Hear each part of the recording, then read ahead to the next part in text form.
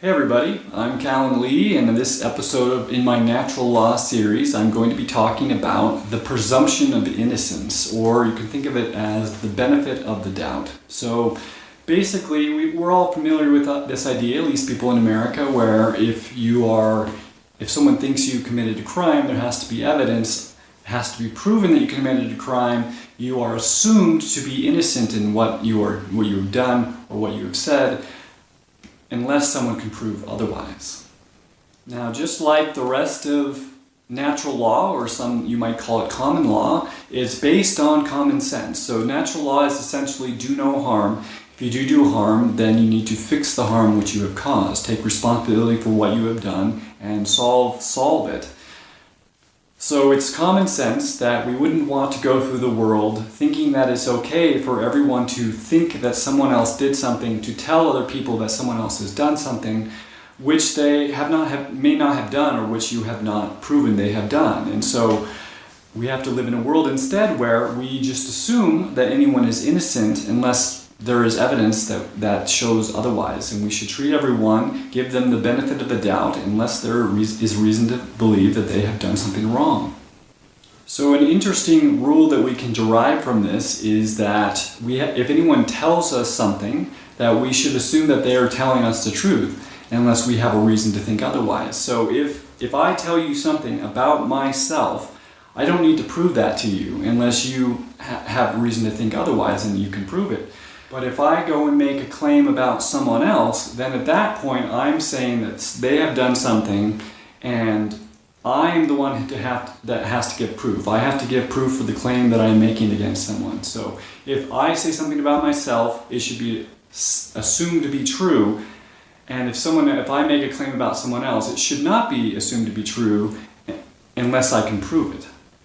So related to the presumption of innocence is the idea that each person has the right to not self-incriminate. It means they have the right to keep things private, which would give other people evidence against them. So I have the right to my privacy. That's basically what the Fifth Amendment is about. So the Constitution of the United States is basically declaring the natural laws which are already in place. They're not giving these rights to people, they're declaring what their rights are, and it's not something that can be mitigated or removed unless that person has caused harm. Now, if I'm someone who goes and causes harm, or I have a reputation of going around and making false claims about people which have been disproven, at that point then I become no longer credible, right? So I'm not someone, if I go and make a claim against someone, you know that I am not someone to be trusted. I'm not someone who acts from a place of honor, and so you can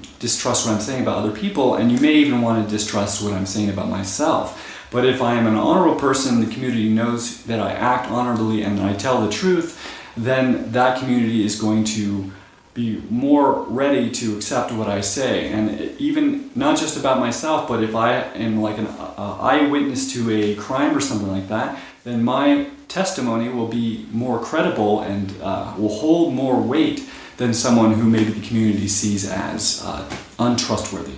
And on the topic, back to the topic of the right to not self-incriminate, for example, I was pulled over by a police officer a few weeks ago, and they felt like I had been speeding, but they had not actually gotten like the recording that they need to prove that in a court. So there's actually nothing that they can do, but they can still pull you over and ask me, and which was what they did. They said, "Do you know how fast you were going?" Now that's a question which a police officer asks, and they ask lots of other questions which try and get you to give evidence against yourself. So if they say, "Do you know how fast you were going?" You go, "Yeah, I was going this fast, and that was over the speed limit."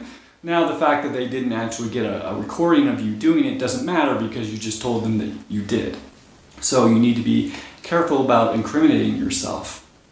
So an interesting thing to think about is also, what if someone's giving you the impression that something is the case when maybe their intention was that it's not the case, they're playing a joke on you or something like that. Like, let's say someone is holding a knife and it's a friend of mine or something, and they're acting all crazy like I've never seen them before, and they start running at me, right?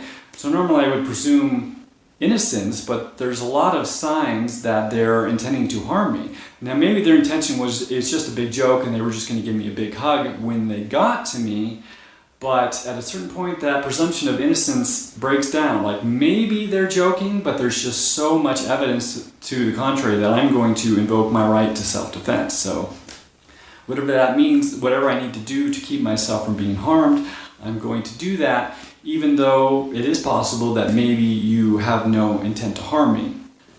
So that's my rundown on the aspect of natural law, which is the presumption of innocence, or the right to the benefit of the doubt.